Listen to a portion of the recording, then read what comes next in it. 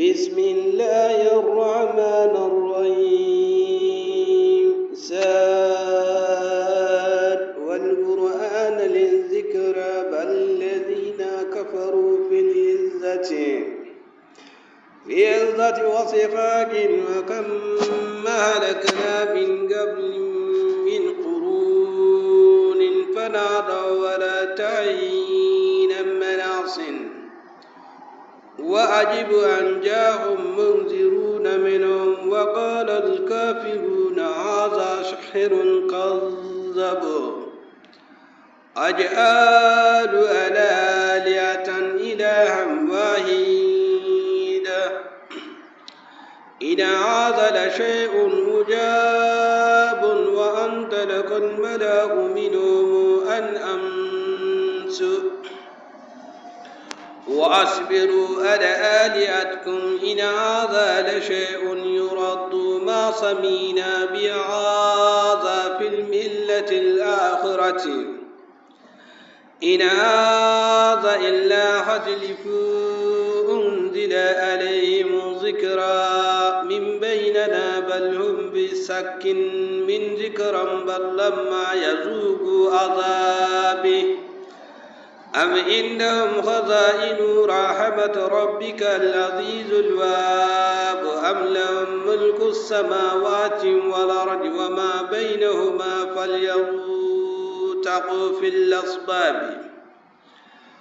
جند ما هنالك معزوم من العذاب كذبت قبلهم قوم لوط وآد وفرعون ذي الأوتاد والثمود وقوم لوط وأصحاب الأيكة أولئك العذاب إلا كذب الرسول فحق عقابي وما ينظر هؤلاء إلا شيئة واحدة ما لها من فوق وقالوا ربنا عجل لنا قطعنا قبل يوم الحساب أصبروا على ما يقولون وأذكروا عبدنا داود إذا لدى إنه أواب إن صخرة بالجبال معهم يسبه بالعشي والعشر والطير محصورة كل له أواب وصددنا ملكه وآتينا الحكمة وفصل الخطاب وهل أتاك نبأ الخصم إذا تشور المخراب وإذا دخلوا على داود ففازئوا منهم قالوا لا تخافوا أسمان بقي بعضنا على بعض فاحكم بيننا بالحق ولا تؤتي وأهدنا إلى سواء صراط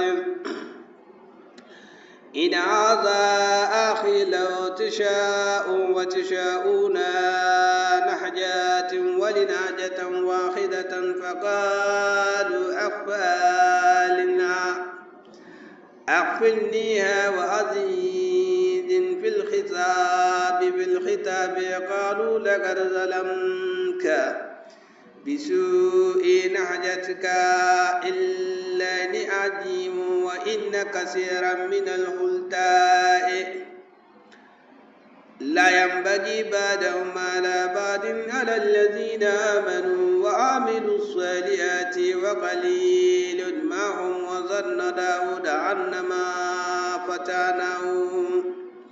فأستغفر ربه وخاروا راكعا وأناب فغفرناه له ذلك وأن له عندنا زلفى وحسن مآب يا داود إنما جعلناك خالفة في الأرض فاحكم بين الناس بالحق ولا تتبع الهوى فيضلك عن سبيل الله إن الذين يضلون عن سبيل الله لهم عذاب شديد بما نسوا يوم الحساب وما خلقنا السماء والأرض وما بينهما باطلا ذلك ظن الذين كفروا فويل للذين كفروا من النار أم نجعل الذين آمنوا وعملوا الصالحات كالمفسدين في الأرض أم نجعل المتقين كالفجار كتاب أنزلناه إليك مباركا ليدبروا آياته وليتذكروا أولي الألباب وهبنا لداود سليمان نعم العبد إنه أواب إذا أردوا عليهم بالأسي السفينة الخياط فقالوا إني حببت حب الخير عن ذكر ربي حتى توراة بالحجاب أردها علي فطافق مشاها بالشوك والأعناق والقد فتنا سليمان وألقينا على كرسيه جسدا ثم أناب قالوا ربي أغفر لي وهب لي ملكا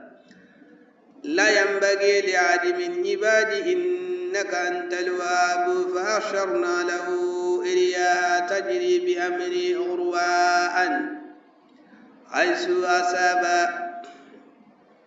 والشيطان كل بناء وغواص وآخرين مقربين في الأصفاد هذا هتماؤنا فيه فأمنونا وأمسكوا بغير الحساب وإن له عبادنا عندنا زلفى وحسن مآب واذكروا عبدنا أيوب إذ نادى ربه إني مسني الشيطان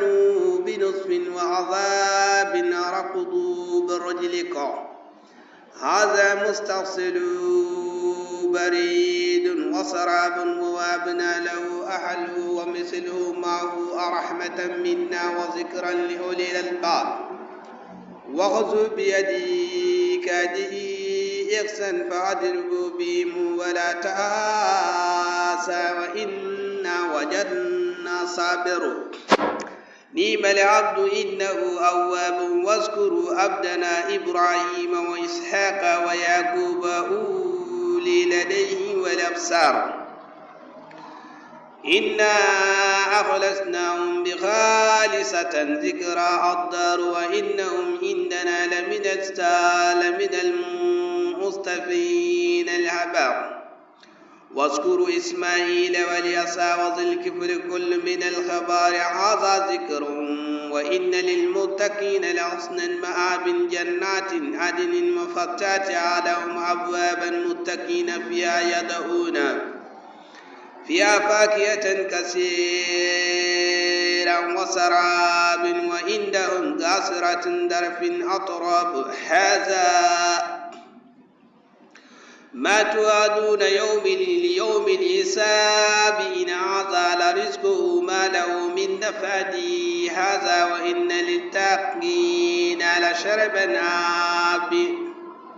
مآب جهنم يصلونها فبئس المعاد هذا فليذوقه حميم وساقا وآخر من سقل أزواجا هذا فتن مقتحم معكم لا مرحبا بهم إنهم لسالوا النار قالوا بل أنتم لا مرحبا بكم أأنتم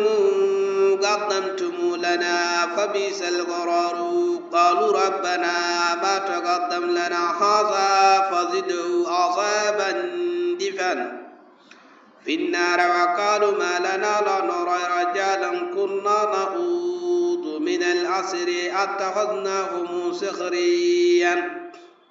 أما زاغت عنهم الأبصار إن ذلك لحق تعصوم على النار قل إنما أنا منذر وما منا إله لا إله إلا هو الوحيد القهار رب السماوات والأرض وما بينهما العزيز الغفار قل هو نبأ عظيم أنتم عنه موردون ما كان لي من علم بالملائكة الأعلى إذا يعتصمون إن يوحي إلي إلا أنما أنا نصير مبين إذ قال ربك للملائكة إني خالق بشرا من طين فإن سويت ونفخ فيهم من روحي فقولوا ساجدين فاسجد الملائكة كلهم أجمعين إلا إبليس استكبر وكان من الكافرين قال يا إبليس ما منعك أن تسجد لما خلقت بيدي استكبرتم أم كنتم من الآلين قالوا أن خيرا منهم خلقتني من نار وخلقته من طين قالوا فأخرج منها فإنك رجيم وإن عليك لآتًا إلى يوم الدين قالوا ربي فانظر إلى يوم يبعثون قالوا فإنك من المنذرين إلى يوم الوقت معلوم قال فبعزتك لأغوينهم أجمعين إلا عبادك منهم المخلصين قالوا فلا حق ولا حق أقول لأملأن جهنم منك ومن تبعك ومنهم أجمعين قل ما أسألكم عليه من أجر وما أنا من المتكلفين إلا هو إن هو إلا ذكر للعالمين ولتعلمون نبأه بعد حين إن الله كان اللهم ربنا آتنا في الدنيا حسنة وفي الآخرة حسنة وقنا عذاب النار ربنا لا تزغ قلوبنا بعد إذ هديتنا وهب لنا من لدنك رحمة إنك أنت الوهاب